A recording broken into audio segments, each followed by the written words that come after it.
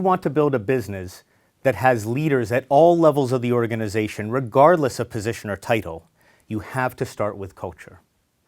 While I've been out talking about my book, The Hidden Leader, I'm frequently asked about training and if there's some kind of training that can be done so that people will develop the skills required to be hidden leaders. And the answer is yes, of course. There's plenty of different ways to do training and a variety of options. But I always caution leaders, particularly executives, who ask me about this.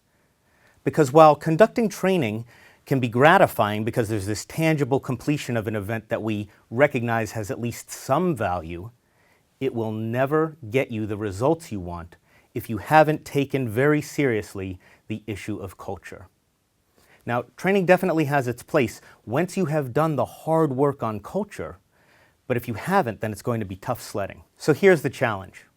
Hidden leaders, for all of the value that they can create, aren't going to change your culture in some kind of grassroots effort.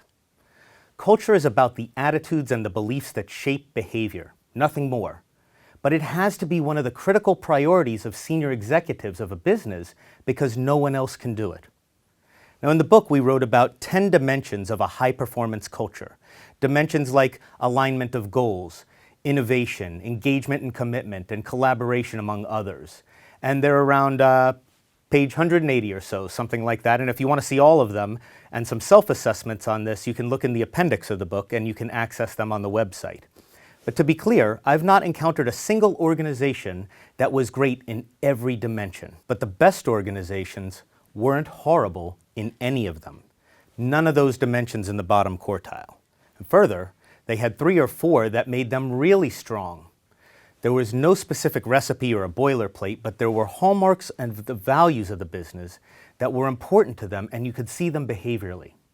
So if senior leaders want to have the kind of culture where leaders thrive everywhere in the business, then getting clear about what's most important in your culture is your first step. Who are the exemplars and role models of the culture in your business? Who needs to be?